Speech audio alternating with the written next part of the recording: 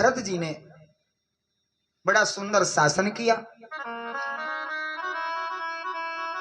और जब वृद्धपन देखा तो उन्होंने संन्यास लेकर वन को गए और गंडकी नदी के किनारे जाकर साधना करने लगे।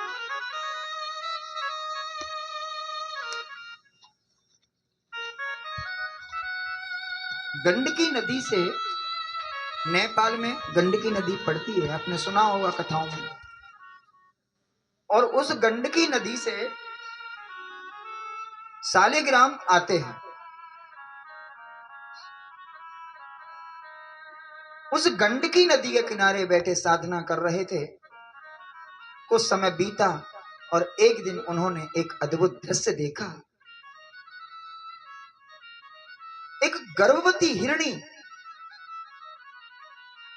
उस नदी के किनारे पानी पीने के लिए आई। प्रसव का समय नजदीक था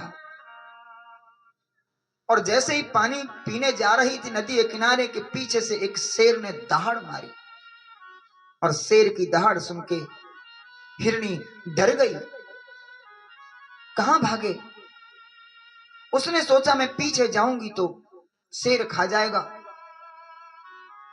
इसलिए वो बेचारी ने विचार किया मैं छलांग लगा के नदी लांग जाऊं, क्योंकि इस नदी की गहराई ज्यादा होती है, आकार में छोटी होती है नदी। सोचा मैं लांग जाऊं नदी, और जैसे ही नदी में छलांग लगाई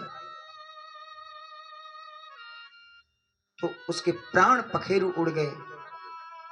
बच्चा प्रसव हो गया, बच्चा इधर गिरा और हिरणी दूसरी पार जाके मर गई। और ये दृश्य भरत जी ने देखा।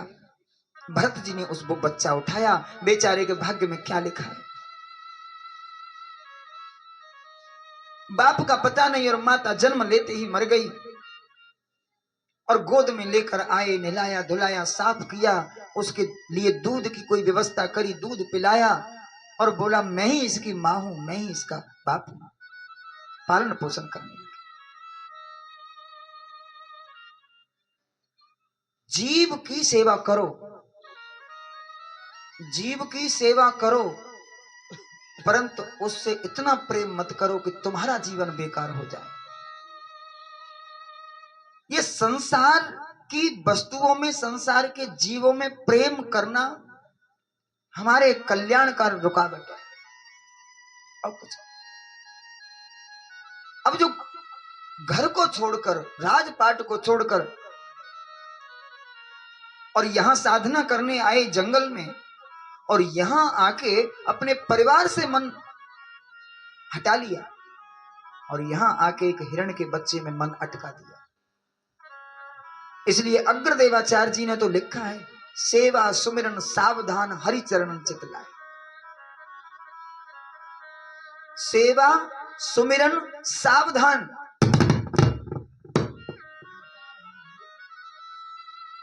ये दो चीज सावधानी पूर्वक करने की है। कौन सी? सेवा और सुमिरन। सेवा में कोई भूल न हो जाए और सुमिरन में कोई भूल न हो जाए, साधना में कोई भूल न हो जाए। साधना कर रहे थे, हिरण के बच्चे में मन लग गया और ऐसा मन लगा कि सुबह नहा धो के संध्या बंदन करते हैं, बच्चा खेलते हुए जल के लोटा कोई फैला देता है, सामग्री को बखेर देता है, संध्या छोड़ के और उसे गोदी में लेके उसको लाड़ लड़ाते हैं, बेटा है मेरा। और आंख बंद करके जब ध्यान लगाते हैं तो वो हिरण का बच्चा ऊपर चढ़ता है, कूदता है, ध्यान नहीं लगाने देता। ध्यान को सब साधना छोड़ के हिरण के बच्चे में मन लगा लिया। हिरण का बच्चा बड़ा हुआ, बाहर चुगने जाने लगा, और जब तक हिरण का बच्चा चुग के घर लौट के वापस नहीं आता तब तक भरत भी जलपान नहीं करते।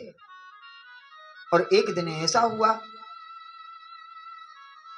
कि वो कहीं चला गया और हिरणों के झुंड में मिल गया और फिर कभी लौटा नहीं।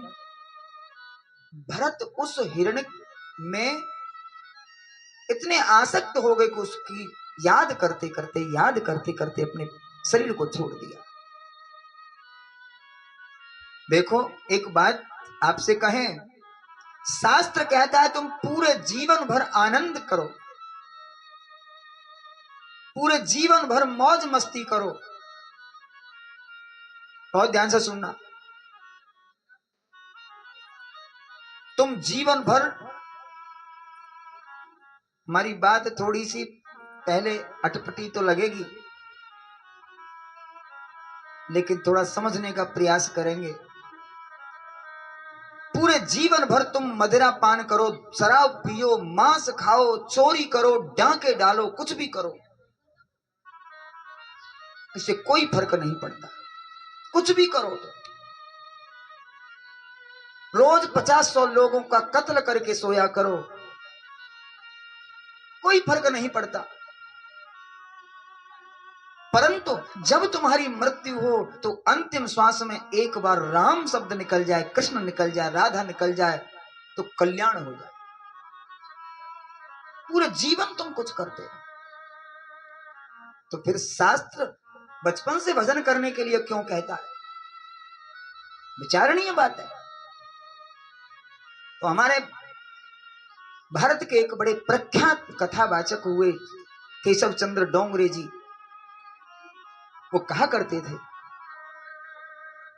एक दृष्टांत उन्होंने कहा कि एक किसान था, उस किसान की एक जवान बेटी थी। किसान को चिंता हुई और वो कोई लड़का देखा और शादी तय कर दी। किसान ने शादी तय हो गई, तारीख फिक्स हो गई, बारात आनी है, और बारात आने से 1-1.5 महीने पहले तैयारी, 1-2 महीने पहले तैयारी करते हैं। तो वो किसान हलवाई के पास में गया, हलवाई ने अपना लिस्ट पकड़ा दी, बोले लो ये सामान ले आना। वो लिस्ट हलवाई की जाके दुकान वाले को दे दी, दुकान वाले बोले ठीक है मैं ये सामान बांधूंगा, तुम ले जाना। रिश्तेदारों को निमंत्रण भेजा, हलवाई भी किया, टेंट भी किया, और जो भी व्यवस्था होती है सारी व्यवस्थाएं की।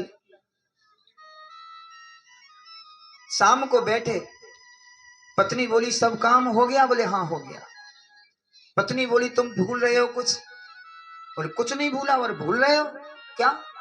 क्या भूला? बोले तुमने दूध वाले को कहा दूध के लिए। बोले भूला नहीं, दूध की हमें जरूरत ही नहीं है। बोले क्यों? रसगुल्ला किसके बनेंगे? छेना तो चाहिए, तो दूध चाहिए। तो बोले देखो हलवाई ने लिखा है 60 किलो दूध। बोले हाँ। हमारी गाय कितना दूध देती है एक दिन में? बोले 2 किलो। बोले आज से हमारी जो बारात आनी है कितने दिन है? बोले 30 दिन। बोले गाय यदि रोज 2 किलो दूध देती है तो 30 दिन में कितना हो गया दूध? 60 किलो। बोले हाँ 60 किलो हो गया। बोले तो आज से गाय का दूध निकालना बंद करो, एक साथ 60 किलो दूध निकाल लेंगे।